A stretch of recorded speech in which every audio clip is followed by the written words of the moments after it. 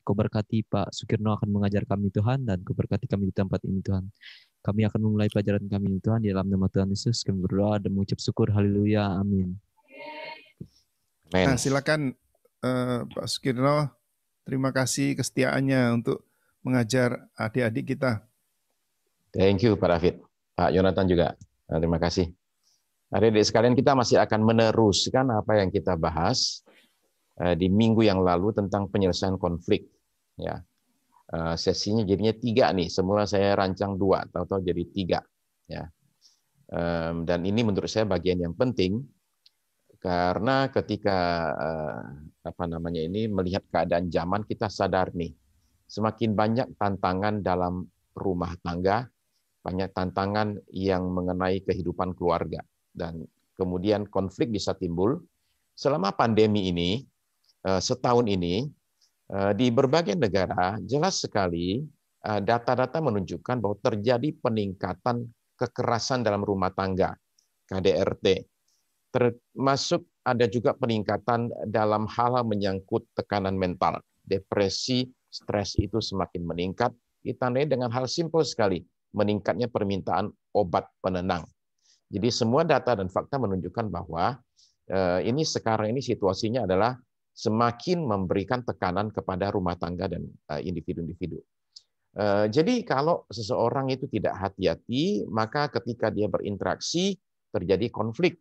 Dulu yang satu masih keluar rumah tuh, paling nggak si bapaknya. Dia keluar rumah kerja 8 jam, berangkat 1 jam, pulang 1 jam, 10 jam nggak ada di rumah. Sekarang karena work from home, tiap hari ada di rumah, dan tiap hari di rumah apa yang terjadi? Orang bilang kan jadi makin dekat dong, ada waktu bersama. Kenyataannya nggak selalu demikian. Kalau pasangan ada punya masalah, ketika tiap hari ketemu, masalahnya tambah muncul. Lalu ada tekanan keuangan lagi, ya karena situasi ekonomi memburuk, keuangan berkurang, itu juga adalah salah satu sumber konflik. Jadi karena itu semakin hari kita melihat semakin adanya tekanan pada rumah tangga ya. Saya baru saja diminta oleh satu gereja untuk menyusun satu semacam modul untuk 6 kali pertemuan untuk melatih para konselor di gereja tersebut. Karena mereka mengatakan, gembala sidang mengatakan bahwa wah, keadaannya tambah berat di gereja kita. Padahal gereja itu ribuan orang jemaatnya. Oke, mari kita lanjut. Saya akan teruskan sedikit soal pengampunan, karena menurut saya ini soal besar. Rumah tangga tanpa pengampunan itu bukan rumah tangga, tapi namanya ruang sidang. Kenapa ruang sidang? Karena yang salah dihukum. Ruang sidang kan begitu, ya kan? Kerjanya menyidang. Nah, jadi karena itu, maka dalam konteks kita belajar bagaimana mengkonseling orang yang mau menikah, maka adalah penting sebelum mereka masuk rumah tangga, kita ajarin mereka dulu bagaimana caranya berantem dengan sehat. Karena kalau tidak, maka mereka tidak tahu bagaimana apa yang bisa dilakukan ketika mereka konflik. Ya, oke, kita tiba pada pengampunan ini ya. Nah, saya ingin tekankan saya ada bikin sedikit perubahan pada catatan saya, dan saya mesti ingetin diri saya buat kirimin kalian catatan saya, oke? Tapi kalian nyatat dulu ya, nyatat dulu nanti catatan saya menyusul bisa lebih menolong. Oke, begini, saya bicara soal pengampunan dan minggu lalu. Oke.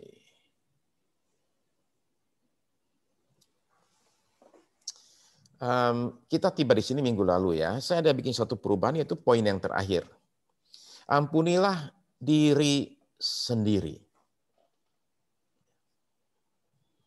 Sebab ketika kita bicara minggu lalu, kita ini bicara tentang Matius pasal 18. Dan saya bilang pada waktu itu bahwa dalam cerita tersebut ada 2 orang pegawai raja, dua-duanya itu masuk penjara. Yang pertama masuk penjara namanya penjara kepahitan, yang kedua masuk penjara namanya penjara rasa bersalah. Nah, kedua-duanya ini, 2 penjara ini hanya bisa lepas dengan satu cara, yaitu pengampunan. Orang yang masuk penjara kepahitan mesti mengampuni orang lain, orang yang masuk penjara rasa bersalah mesti mengampuni dirinya sendiri. Nah, ini adalah sesuatu yang kadang-kadang kita suka lewat. Kita selalu berpikir mengampuni orang lain dan nggak pernah kepikir mengampuni diri sendiri. Ya. Karena rasa bersalah itu teroris yang besar sekali. Semua kita pernah bikin salah. Masalahnya adalah rasa bersalah itu mengejar kita sampai bertahun-tahun. Kalian ingat cerita tentang Yusuf dan saudara-saudaranya kan? Ingat ya? Oke. Nah, perhatikan bahwa di pasal 45 dari Kejadian, Yusuf itu mengampuni saudara-saudaranya.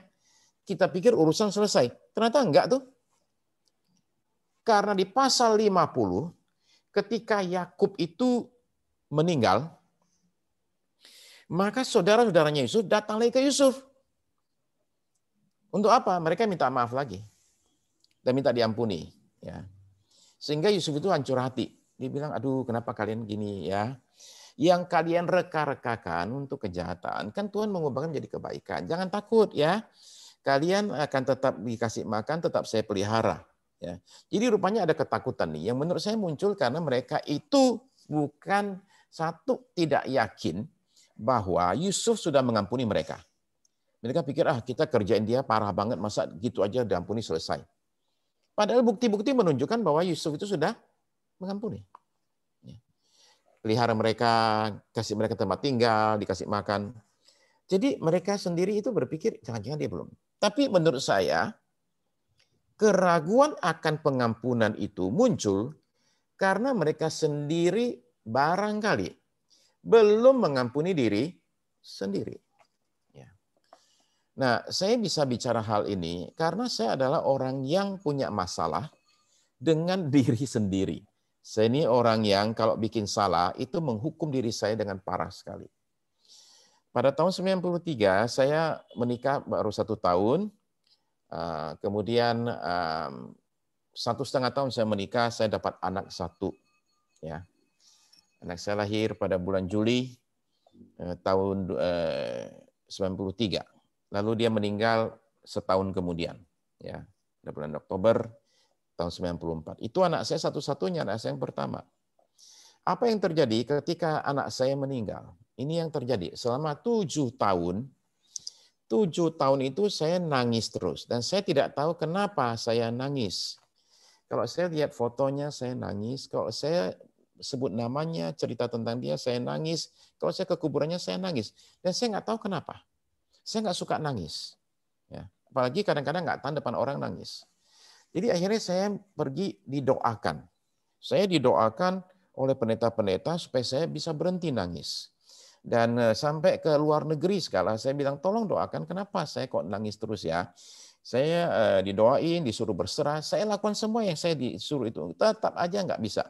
7 tahun kemudian, ketika saya sekolah terapi keluarga di Singapura, saya masuk kelas, pada hari itu kami membahas khusus pelajaran namanya kehilangan dan kesedihan. Jadi biasanya kita di kelas itu disuruh maju ke depan, di konseling. Siapa yang mau? Saya maju ke depan, saya di konseling. Baru juga duduk. Baru duduk nih di depan kelas, liatin teman-teman nih. Kelasnya nggak gede ya. Kelasnya hanya kira-kira kayak seperti kalian ini. 6-7 orang. Ya. Nah, saya duduk, kemudian saya di konseling. Saya ditanya begini, jadi Sukirno, hari ini mau konseling apa? Saya bilang topiknya kan kehilangan dan kesedihan. Ya bicara itu aja lah. Terus saya ditanya, emang kamu pernah hilang apa? Saya jawab, saya hilang anak. Lalu saya nangis. Saya nangis terseduh-seduh depan kelas. Saya nangis lama. Saya nangis hampir setengah jam. Selama setengah jam itu saya nangis dan saya bisa jawab pertanyaan lagi. Ditanya, jawab sambil nangis. Sambil nangis. Jawab. Semua pertanyaan saya jawab. Dan hari itu saya punya pikiran dibukakan. Semula saya pikir air mata saya air mata kesedihan. Setelah di konseling, saya baru sadar, itu bukan air mata kesedihan. Itu air mata kemarahan. Saya marah dengan satu orang yang bikin anak saya meninggal. Yaitu diri saya sendiri. Saya bukan bapak yang baik, saya bapak yang gagal. Tidak berhasil melindungi anak saya dari sakit. Nah, itu yang ternyata selama 7 tahun mengejar saya, yaitu rasa bersalah dan kemarahan ini. Penyesalan. Pada hari itu saya dibawa untuk berdamai dengan diri saya. Jadi di depan kelas, sementara sambil berair mata, saya angkat tangan, dan saya bilang sama teman-teman, kalian semua hari ini menjadi saksi bahwa saya Sukirno Taryadi, mulai hari ini tidak marah lagi sama diri saya atas kematian anak saya. Saya pada hari ini memutuskan untuk mengampuni diri saya.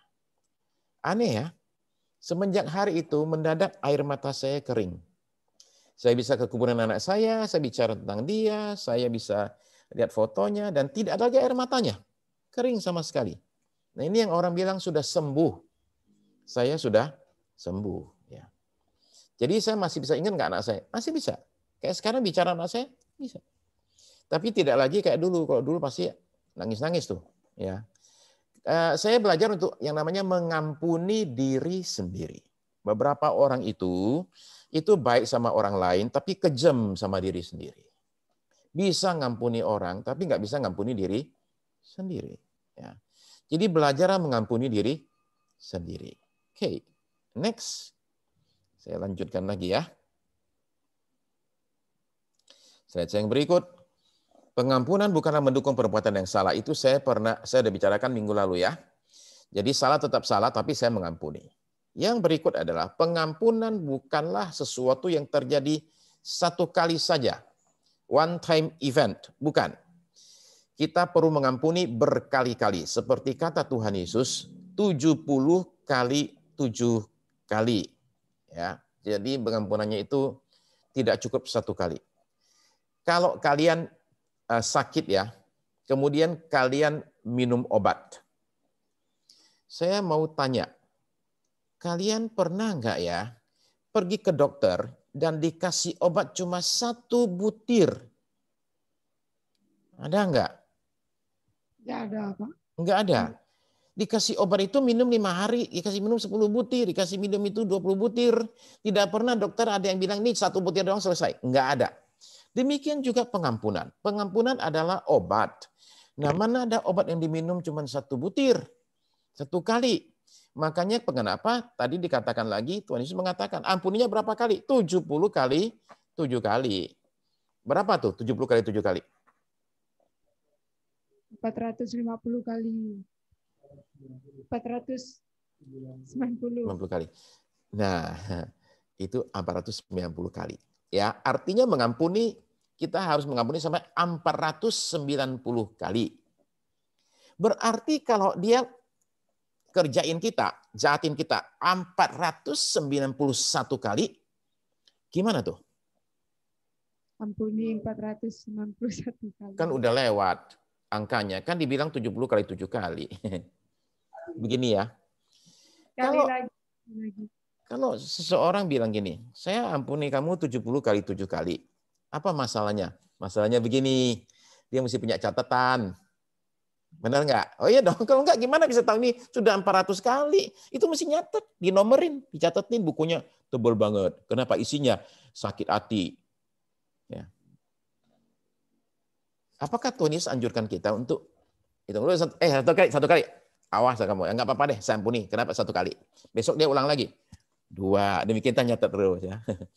Kedengarannya rada lucu tuh, tapi saya menemukan 1 orang yang saya konseling dan dia tunjukkan kepada saya sesuatu yang menakutkan. Saya bilang menakutkan. Apa itu? Kalender. Di temboknya ada kalender. Ya. Terus dia buka. Wah, itu ada tanggal-tanggal dilingkerin dan diisi. Pada hari ini, si ini jahatin saya. Tanggal berikut lagi, pada hari ini, si ini. Waduh, itu kalender sakit hati. Saya mau minta nggak dikasih kalender itu. Ya, buat saya itu contoh bagus bagaimana seseorang itu tidak mau mengampuni dan nyatet semua sakit hatinya. Saya suruh mengampuni, dia nggak mau. Tahu nggak dia sekarang ada di mana? Dia ada di rumah sakit jiwa. Ya. Jadi tekanan mental begitu hebat dan dia nggak punya ilmu untuk mengatasinya. Ilmunya simple. Ampunilah orang yang bikin kamu marah, sakit hati, tapi dia nggak mau. Ya. Kasihan sih, kasihan dia. Berakhir rumah sakit jiwa. Ya. Nah, lanjut. Oke. Pengampunan itu terus-menerus dilakukan berulang kali. Ya. Nah, lalu kemudian perhatikan, pengampunan bukanlah mengecilkan luka atau peristiwa yang dialami oleh seseorang yang dilukai. Jadi kita nggak bilang begini loh, ya. Udah kamu ampuni aja, itu cuma kecil aja kok. Kecil aja dijadiin masalah. Ya buat kita kan kecil, buat yang ngalami nggak kecil loh. Ya kita nggak bisa bilang, cuma dikit doang, cuma kesenggol aja udah sakit. Ya karena dia udah terlalu sakit di situ, nyenggol lagi sakit. Jadi kita jangan bilang, ampunilah, ini kan cuma masalah kecil. Nggak begitu ya. Kalau saya menyuruh seseorang mengampuni, saya bukan bilang bahwa, ini kan cuma kecil. Enggak sama sekali. Ya. Oke, next. Pengampunan itu bukan lupa. Ya. Pengampunan bukan lupa. Jadi jangan bilang gini, udah lupakan saja. Ya. Lupa itu apa sih artinya? Lupa itu bukan berarti memori hilang. Jadi kalau kita menyuruh kita melupakan, yang saya maksud adalah jangan lupa bukan lupa lupa dalam arti memori hilang. Itu enggak terjadi. Jadi jangan lupa saya udah lupa sama sekali. Enggak ingat, bukan demikian. Kita bisa mengampuni dan tetap ingat. Tapi lupa ini maksud Alkitab adalah bahwa saya bisa mengingat peristiwa tersebut tanpa ada suatu perasaan negatif. Ya, saya kasih contoh ya. Saya ini pernah mengalami pelecehan seksual. Pada waktu saya masih berumur kira-kira 4 atau 5 tahun. Saya lupa.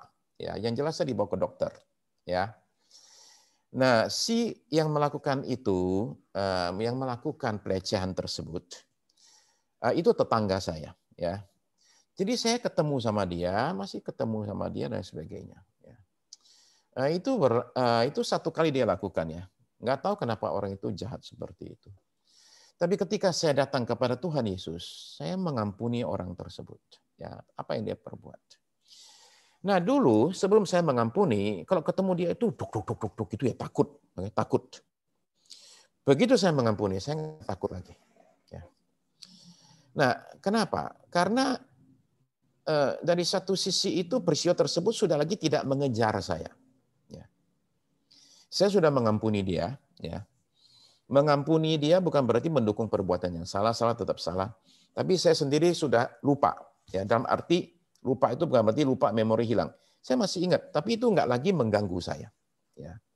Jadi kalau Alkitab bilang, lupakan yang sudah lalu, ya Paulus bilang kan, aku melupakan apa yang telah di belakangku. Ya, dia bilang dia lupa. Itu Filipi pasal yang ketiga, ayat 13-14.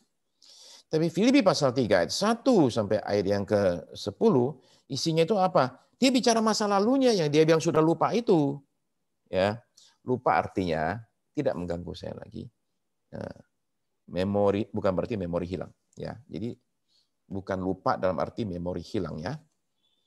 Yang terakhir adalah begini. Saya tulis di situ bahwa pengampunan itu bukan rekonsiliasi. Nah, menurut saya ini poin yang penting sekali untuk kita perhatikan. Ya, karena kadang-kadang kita ini menyatukan dua hal yang berbeda. Okay. Nah, saya jelasin agak panjang di sini. Rekonsiliasi adalah dua orang yang berkonflik kemudian baikan lagi. Itu rekonsiliasi. Ya. Dalam konteks suami istri, orang tua dan anak, dan bahkan kasus-kasus lain, rekonsiliasi itu harus diupayakan. Sebab kata Tuhan Yesus, catatan Paulus di dalam Korintus, kita ini katanya adalah duta perdamaian, utusan perdamaian. Tugas kita ini memperdamaikan, ya, melakukan pelayanan rekonsiliasi. Jadi rekonsiliasi itu harus. Tapi rekonsiliasi itu tidak bisa dipaksakan. Rekonsiliasi adalah apa yang harus terjadi sesudah mengampuni. Maka saya pisahkan dua hal ini. Ya, saya pisahkan. Pengampunan itu langkah satu, rekonsiliasi itu baikan lagi itu langkah yang kedua. Sekali lagi. Rekonsiliasi, baikan lagi, mesti diupayakan. Tapi dalam kasus tertentu, kemungkinan sulit. Contoh, si A memperkosa si B. Oke? Ya. Setelah kejadian itu berpuluh-puluh tahun, si A itu tidak bertobat. Dia tetap merasa dia tidak salah, ya. Nah, sementara si B menderita hidupnya. Ya. Kata si A, saya tidak memperkosa, ya. Dia anggap suka sama suka. Kata si B, tidak, saya diperkosa. Nah, yang demikian ini kalau si A-nya itu tidak bertobat, ketika dia nggak merasa ada yang perlu direkonsiliasi. Saya tidak salah kok. Ya. Jadi pengampunan, coba dengar baik-baik ya. Pengampunan itu cukup sendiri. Nggak perlu orang lain. Maksudnya apa? Kalau saya mau ampuni seseorang, saya tidak perlu ketemu orangnya dulu. Nggak perlu. Saya mengampuni aja. Mengampuni itu saya sama Tuhan. Saya kasih contoh ya, supaya jadi jelas. Apa yang dimaksudkan mengampuni itu tidak perlu ketemu sama orangnya. Oke? Begini. Saya diminta mendoakan satu orang tua umur 79 tahun yang koma 9 kali. Koma kan artinya terus nggak sadar. Tapi dia bangun lagi. Terus dia koma, bangun lagi, koma, bangun lagi. Keluarganya bingung, suruh saya datang. Minta didoakan. Nah, ketika kami masuk ruangan tersebut, rumah itu, istri saya itu mendampingi saya. Dia dapat sesuatu pesan Tuhan. Dia bilang begini sama saya. Kamu bilang sama opa itu, suruh dia ampuni istrinya. Saya bilang, istri saya dapat ini nih ya, pewahyuan nih dari Roh Kudus nih, tuntunan Roh Kudus. Jadi saya bilang sama si opa, opa itu mesti mengampuni istrinya opa. Si opa jawab, istri saya sudah meninggal 16 tahun lalu. Aduh, saya malu juga. Saya marahin istri saya. Bagaimana sih, saya bilang, orang sudah meninggal, kamu sudah mengampuni, bagaimana sih? Kata istri saya, kamu bilang sama si opa, datangin lagi bilang sama dia, bahwa dia mesti mengampuni istrinya. Itu saya dapat dari Tuhan. Saya balik lagi lah sama si opa. Tapi opa, saya punya istri mengaku dia dapat suara Tuhan, opa. Opa ini ada masalah sama istri, mesti mengampuni istri. Terus si opa begini, dia ambil tinju, dia pukul tangannya. Itu orang, maksudnya istrinya. Itu orang. Saya mau jual tanah, dia nggak kasih. Waduh, orang sudah meninggal 16 tahun. Masih sengit aja dia. Ngajar itu orang. Saya mau jual tanah, dia nggak kasih. Waduh. Saya bilang, jadi saya bawa dia mengampuni lah. Terus dia begini. Bagaimana mengampuni orang sudah meninggal? Ya, kalau kita bilang, pengampunan mesti ketemu orangnya. Apa-apa mesti ke surga dulu mengampuni, baru balik lagi ke dunia. Kan nggak bisa. Saya bilang, sekali orang sudah meninggal, opa mengampuni aja. Jadi saya bawa dia mengampuni. Habis mengampuni, dia nangis, habis doa. Terus dia bilang begini sama saya. Nak, dia panggil saya nak lah ya, yang umurnya 80-an. Nak, saya ini jadi Kristen sudah 60 tahun. Beliau itu orang GKJW, Gereja Kristen Jawi Wetan, Jawa Timur. Bapak ini sudah Kristen 60 tahun. Belum pernah doa keluar air mata katanya. Baru sekali ini nih. Saya bilang sama anaknya, oke, sekarang si opa sudah siap pergi. Ya, kalau dia koma mungkin langsung lanjut nih, saya bilang nih. Enggak lagi, bangun lagi nih. Anaknya bilang begini, bisakah Bapak Pendeta tolong berdoa supaya pergi jangan cepat-cepat, kata anaknya. Wah, saya bilang, saya bukan mengurusi kepergian, saya bilang. Keberangkatan itu urusan Tuhan. Saya bilang, situ boleh doa minta sama Tuhan, tapi saya nggak tahu. Saya nggak bisa jamin sama sekali. Tapi yang jelas, dia sudah sembuh, udah beres urusannya, udah. Jadi mengampuni itu nggak harus ketemu orangnya. Ya, antar kita sama Tuhan aja. Tapi kalau rekonsiliasi, ya mesti ketemu orangnya. Itu bedanya. Pengampunan sendiri saja, rekonsiliasi mesti ketemu. Dan ketika ketemu, si A dan si B harus siap. Siapnya apa? Yang dilukai harus mengampuni, yang melukai harus sadar dan mengakui dia melukai. Baru terjadi rekonsiliasi. Kalau yang satu bilang, saya nggak mau ampuni, tidak ada rekonsiliasi. Kalau yang satu mengatakan, saya nggak salah, tidak ada rekonsiliasi. Ya. Nah, ini penting karena jangan sampai gini loh. Saya bilang tadi itu ada kasus tertentu rekonsiliasi nggak bisa, tapi pengampunan bisa. Kayak contoh si B. Si B yang diperkosa itu bisa mengampuni si A yang memperkosa dia. Bisa. Soal si A-nya belum bertobat, itu urusan si A sama Tuhan. Saya mengampuni saja. Kenapa saya mengampuni? Supaya tubuh saya sembuh, jiwa saya sembuh, rohani saya sembuh. Soal dia nggak mau mengampuni, itu urusan dia. Ya. Boleh nggak si A nggak mau, si B nggak mau baikan sama si A? Boleh. Kenapa boleh? Saya kasih tahu karena ini kisah nyata yang saya tangani. Si A itu pernah satu kali si B itu ada dekat-dekat dia dan si A masih berusaha mencoba menodai dia. Bayangin ya. Ternyata itu orang bukan cuma tidak bertobat, dia masih mau ulang perbuatannya. Jadi mana boleh kita bilang sama si B, kamu baikan lagi dong sama dia. Nggak boleh. Ya. Saya di Jawa Tengah, lagi bikin seminar keluarga. Datang satu orang tanya begini sama saya, Pak, saya punya adik perempuan, Pak ya. Kabur dari rumah, Pak. Sudah seminggu nih, saya suruh pulang apa enggak? Untung saya nanya dulu. Saya nggak bilang, pulang dong, masa kabur terus. Untung saya nanya begini, minggu lalu keluar dari rumah, pergi dari rumah karena apa? Oh, dia mau dibacok sama suaminya, Pak. Dikejar di jalan, suaminya bawa parang, Pak. Untung saya nanya. Kalau saya suruh pulang aja. Tahu-tahu pulang, suami masih marah, diparang juga. Kan muncul berita di koran, mutilasi gara-gara saran pendeta. Nah, repotlah saya itu. Jadi saya tanya, oh karena gitu, saya bilang. Kalau gitu sebelum pulang, kirim orang dulu nanya, suaminya gimana nih? Apa masih bawa parang? Waduh, jangan terjadi dong. Jadi rekonsiliasi itu perlu ngecek, dia udah siap belum? Jangan sampai sana nggak siap, sini suruh ke sana, apa yang terjadi? Dilukai untuk kedua kali. Ya, terluka untuk kedua kali. Udah ngampuni nih, datang maksudnya mau rekonsiliasi nih, tahu-tahu sana lebih galak, luka lagi. Ya. Ada ketua kaum wanita, ya. Ada masalah sama ibu gembala. Sakit hatilah si ketua wanita ini. Tapi dia ikut seminar, di seminar disuruh mengampuni.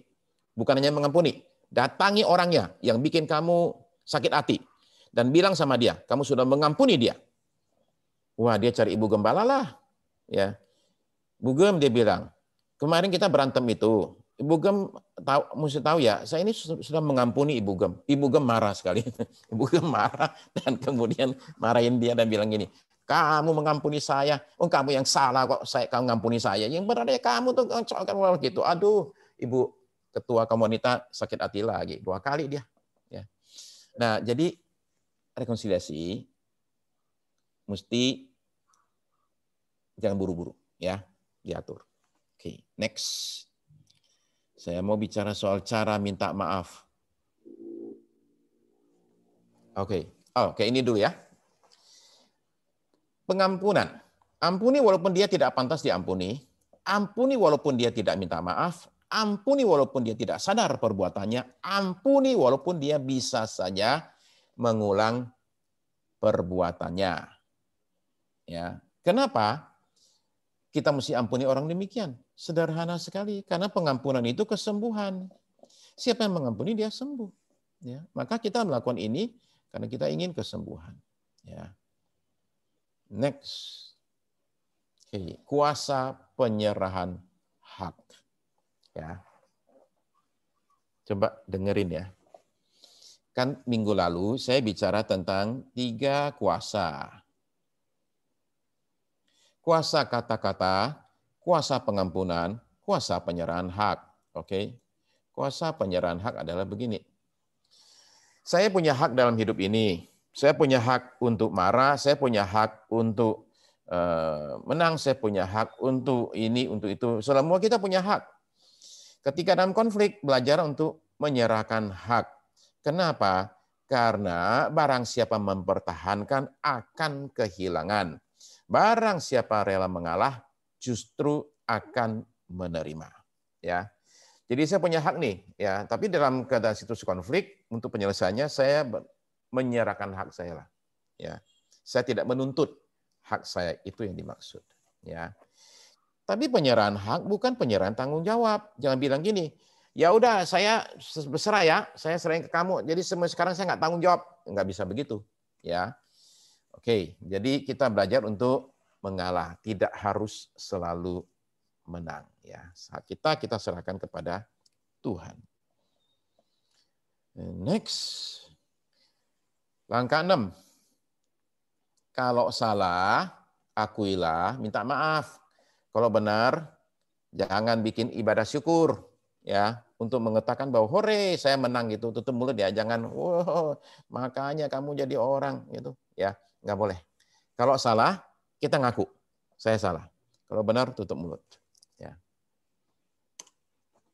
Cara minta maaf yang salah, ya. Saya pengen ngomong sesuatu yang penting. Minta maaf dengan cara yang salah sama saja melukai untuk kedua kali. Ya, minta maaf dengan cara yang salah sama aja melukai orang buat kedua kali. Cara minta maaf yang salah tidak dari kesadaran, tidak dari penyesalan, tidak dari hati, hanya formalitas. Ya udah ya, aku minta maaf ya, oke ya, udah ya, nah, gitu aja tuh, ya buat dia. Sorry minta maaf, udah beres. Nah, itu namanya formalitas. Itu tidak tulus. 2, minta maaf sambil menuntut sesuatu. Saya minta maaf, tapi kamu juga. Nah, itu susah itu ya, nggak tulus itu. Ya. Minta maaf sambil memberi penjelasan. Itu caranya Saul itu. Ya, Saul itu menunjukkan semua ini. Ketika dia minta maaf kepada Samuel, dia minta maafnya itu nuntut sesuatu. Saya salah sih, tapi ya tolong ya jangan kasih tahu sama rakyat ya. Itu dia nomor 2, nuntut sesuatu. Minta maaf sambil memberi penjelasan. Ketika Samuel datang dan dia marah karena aduh, kenapa sih kamu lakukan ini? Dan dia kasih penjelasan. Begini loh, saya ini bikin gini karena gini. Ya. Minta maaf itu minta maaf aja. Ya, memberi penjelasan artinya berusaha ingin lolos. Jadi nggak cocok. Ya, itu langkah yang ke-6. Ya, kalau kalian salah, akui. Kalau benar, ya udah, tutup mulut. Ya. Nomor 7. Langkah yang ke-7. Lihatlah kebutuhan pasanganmu, maka kamu akan punya belas kasihan. Di awal sekali saya bilang bahwa yang namanya konflik itu adalah karena ada kebutuhan yang tidak terpenuhi.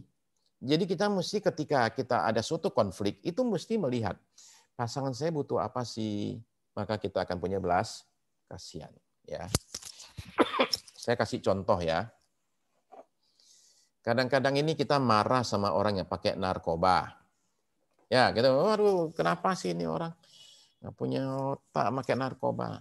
Nah, lalu kita sadar, ternyata dia punya pergumulan hidup yang sangat amat berat sekali, dan dia nggak tahu mesti kemana, dia lari ke obat. Ini bukan membenarkan, tapi membuat kita jadi tahu kenapa dia begitu. Ya, jadi ketika seseorang itu ada suatu konflik, dia perlu melihat apa sih kebutuhan pasangan saya. Dipenuhilah itu, maka itu akan menyelesaikan konfliknya. Oke, lanjut nomor 7.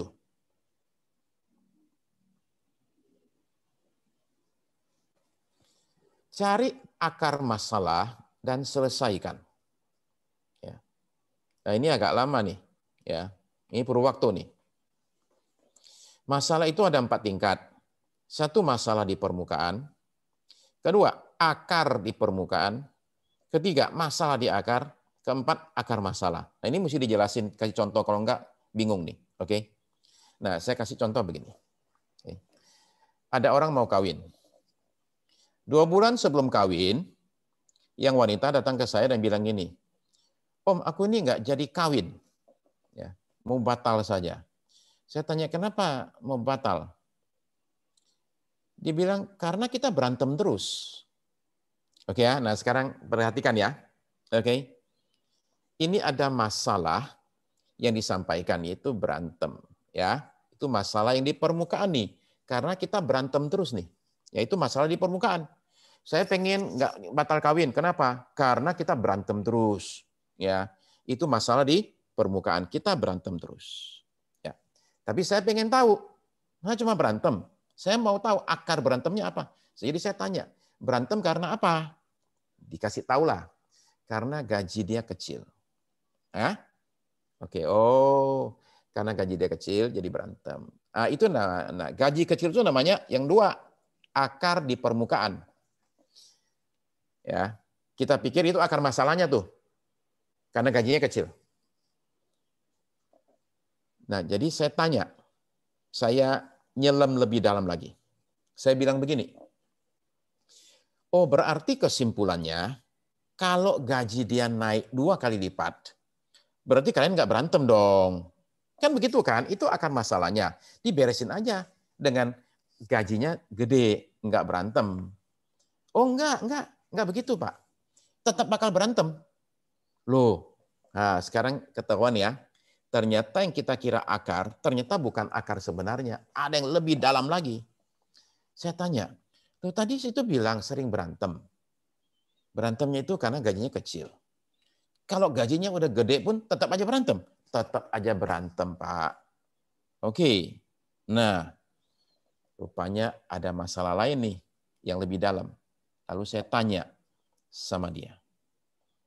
Emang kenapa? Kok udah gaji gede tetap berantem? Dijawab oleh si wanita ini. Karena dia mirip sekali, Pak, dengan papa saya. Itu tuh masalahnya tuh di situ tuh. Karena dia mirip sekali sama papa saya, Pak. Jadi saya jawab, papa kamu sama dia beda suku, saya bilang.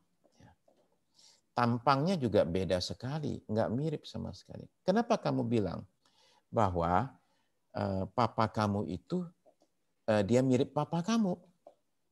Ya, dia jawab. Ini jawabannya. Semua laki-laki sama aja, Pak.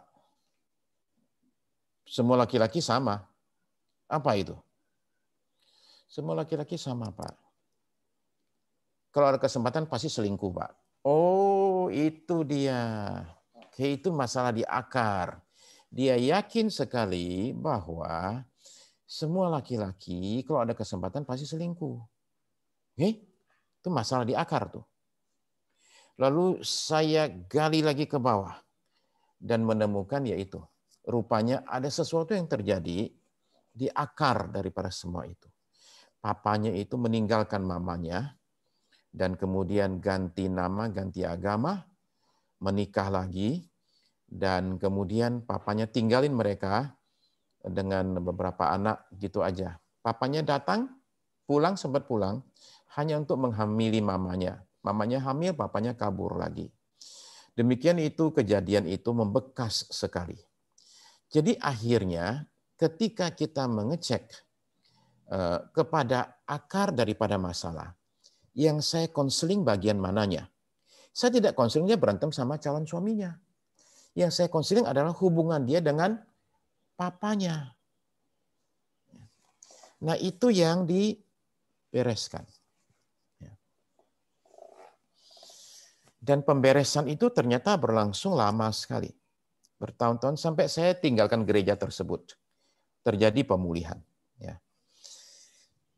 Nah, jadi ketika orang berantem, kalau belum ketemu akar masalahnya, itu masalah akan muncul terus, muncul terus, muncul terus, muncul terus. Bolak-balik ada lagi. Nah, jadi dengan menemukan akar masalah, saya bisa pastikan berantem soal ini nggak kejadian lagi. Karena sudah selesai. Nah, bertahun-tahun kemudian, setelah saya tidak di gereja itu, pasangan ini datang lagi. Mereka sudah menikah, dan bilang sama saya bahwa, Pak, minta tolong doakanlah kami. Saya udah nggak di gereja itu, jadi mereka cari saya di satu tempat. Doakanlah kami. Kenapa? Karena istri saya keguguran terus. Sudah 3 kali keguguran. Hamil gugur, hamil gugur, hamil gugur. Nah, jadi saya pergi ketemu sama mereka di rumahnya. Saya tanya, kok bisa sih gugur sampai 3 kali? Saya pengen tahu. Lalu suaminya bilang begini, Ya itu karena mama saya, Pak. Oh, mamamu kenapa? Rupanya si mertuanya ini bilang begini sama mantu perempuannya. Nanti kalau punya anak, jangan kasih tahu saya ya. Kamu akan bikin saya repot. Waduh. Kalau punya anak, jangan kasih tahu saya. Kalau hamil, jangan kasih tahu saya. Jangan bikin saya repot. Jadi rupanya kata-kata itu menusuk tajam sekali. Tiap kali dia hamil, ketemu hamil, positif hamil, dia ingat mertuanya. Ada ngomong demikian, dia sakit hati, gugur. Hamil lagi, ingat kata mertua, gugur lagi. Hamil lagi, ingat kata mertua, gugur lagi. Saya bilang, kalau kayak gini terus, ini bisa hamil 100 kali, gugur 100 kali nih. Mari kita bikin sesuatu lah, saya bilang. Apa itu? Saya bawa dia mengampuni mertuanya. Ya. Ampuni mertuamu. Ya. Kita doa. Lalu 1,5 tahun kemudian, saya didatangi oleh mereka. Minta tolong. Tolong apa? Doain anak kita, tolong diberkati anak kita. Anaknya lahir soalnya. Oh, akhirnya punya anak juga tuh. Setelah kapan? Setelah apa yang terjadi? Setelah mengampuni. Jadi, adik-adik sekalian, pengampunan itu membawa kesembuhan. Sebaliknya sakit hati itu adalah membuka pintu buat iblis untuk menyerang. Termasuk awalnya kandungannya. Jadi itu perlu diperhatikan ya. Poin saya yang ke-8 kalau saya tidak salah ya. Saya punya waktu kira-kira 10 menit. Oh, ini yang terakhir. Oke. Setelah masalah diselesaikan, berdoalah bersama, ya.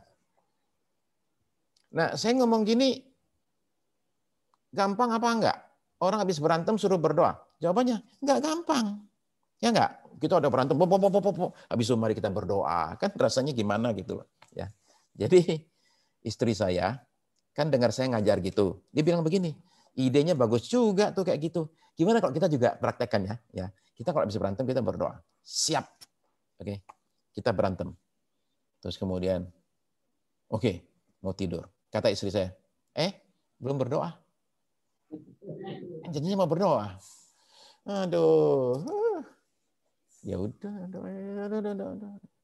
Nah, kami doa, ya.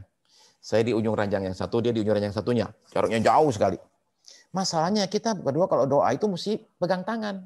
Terpaksa saya ulurin tangan saya sejauh-jauhnya. Oke. Lalu kita berdoa. Nah, saya kasih tahu doanya apa. Karena itu berkesan sekali. Saya masih ingat sudah 20 tahun lebih. Doa saya begini. Terima kasih Tuhan. Amin. Mari kita tidur. Saya sama sekali nggak ada niat pengen doa. Kenapa sih? Itu karena nggak biasa aja. Setelah 2-3 kali udah biasa kok. Sekarang biasa. Doa panjang-panjang bisa. Kayak habis berantem sekalipun. Ya, it's okay. Ya, cuma dibiasain. Ya. Berdoalah. Ya. Doanya apa sih? Doanya begini. Oke. Ya, usul saya ini usul aja. Oke, usulnya begini. Ya, ini doanya. Minta ampun sama Tuhan atas kata atau perbuatan yang salah, ya. Satu. Yang kedua, naikkan syukur kepada Tuhan untuk pasanganmu. Tuhan terima kasih untuk pasanganku, ya. Jangan lapor sama Tuhan. Orangnya itu jutek, orangnya itu kalau ngomong nyelekit Tuhan, tapi ya udah Tuhan, saya nggak boleh gitu, oke. Ya. Nomor 3, doakan pasangan supaya diberkati oleh Tuhan. Ya, pasanganmu diberkati, kamu juga diberkati. Begitu ya. Oke, nah. Nasihat dari Pak Sukirno ya. Nasihat dari Pak Sukirno. Ingatlah bahwa kita tidak pernah tahu berapa waktu yang kita punyai. Ya, ada seorang misionaris dari Amerika Serikat. Saya cerita ya. Dia ini di Asia. Lalu kemudian dia pulang ke Amerika, cuti furlough setahun. Nah, sampai di Amerika ternyata beda sama Asia. Di Asia itu dia punya pembantu. Di sana nggak ada pembantu, apa-apa kerja sendiri tuh, tanya sama Pak David tuh, ya. Apa-apa kerja sendiri. Jadi agak repot lah. Istrinya terbiasa ada pembantu, soalnya bertahun-tahun di Asia. Nah, suatu hari si misionaris ini diundang ke satu gereja, suruh ceritakan pelayanannya. Ya. Nah, dia pergi. Ibadah berlangsung, nyanyi, waduh khusyuk sekali. Wah, rasakan jamahan Roh Kudus, suasana sorgawi. Lagi mau nyanyi kayak gitu ya. Ditowel sama pengurus. Pak Pendeta, istrinya nelpon katanya penting. Dia ke kantor, dia angkat. Istrinya lagi nangis. Aduh, aku nggak tahan di sini. Aduh, kerjanya terlalu banyak. Itu keran air bocor. Terus katanya makan di rumah habis. Terus itu anak, aduh, aku capek. Suaminya dengar gitu, marah. Kamu itu kok nggak tahu aku sebentar lagi mau khotbah. Kenapa kayak gitu tuh diomongin ke aku, gangguin aja. Plek. Tutup telepon. Dia masuk gereja lagi, menyembah Tuhan lagi. Menyembah Tuhan. Habis marah-marah menyembah. Wah. Dia bilang dia lagi menyembah dan Tuhan bilang sama saya, Roh Kudus bicara sama dia, beresin sama istrimu. Dia bilang, ntar habis khotbah. Dia bilang dia dengar lagi suara. Roh Kudus bilang, beresin sekarang. Waduh, udah mau naik nih. Dia bilang sama pengurus, tolong lagunya diulang, tarik lagi kayak biasa, tarik lagi. Saya pinjam telepon sebentar. Dia telepon istrinya masih nangis. Lalu dia bilang gini,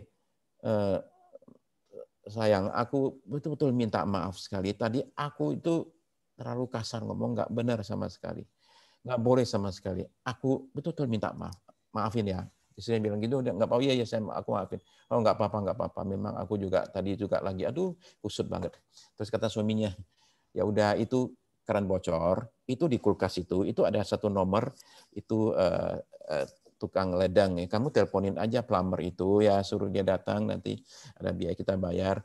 Terus ya anak kecil bikin susah, udah maklumlah ya anak-anak ya, terus kamu sekarang mau ngapain? Aku mau ke toko, aku mau beli makanan. Ya oke, ya. Udah oke, selesai udah. Ya, istrinya pergi beli makanan, di tengah jalan ketabrak mobil meninggal. Nah, si pendeta ini bilang begini, bisa tidak bayangkan bagaimana rasa bersalahnya saya kalau saya nggak pemberesan dulu. Kalau saya nggak telepon dia kedua kali, istri saya itu akan menghadap Tuhan. Barangkali dia masih marah dan sakit hati sama saya.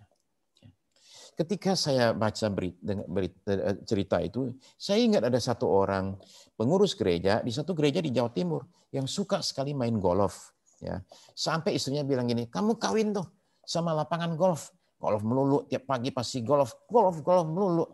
Suatu hari lagi hujan-hujan kayak gitu, habis hujan gitu. Istrinya bilang jangan main golf deh, hujan kayak gitu. Enggak, aku mesti pergi main golf. Istrinya marahin dia. Kamu. Nah, demikianlah ribut lah ya. Ribut. Pokoknya aku pergi main golf. Suaminya pergi main golf. Lagi main golf kena serangan jantung meninggal. Samping peti mati, istrinya bilang begini, nangis histeris. Suami saya meninggal dalam keadaan marah sama saya. Meninggalnya nggak tenang katanya gitu. Ya itu. Ya. Jadi kembali ke nasihat Rasul Paulus. Janganlah biarkan matahari terbenam sebelum padam amarahmu. Ya, ada konflik, selesaiin dengan segera mungkin. Ya, rekonsiliasi harus diusahakan. Ya, begitulah pelajaran hari ini ya. Ya, Pak David, sampai di sini. Waduh, pelajaran yang sangat berharga nih Pak. Gimana adik-adik, gimana? Dapat manfaat nggak adik-adik?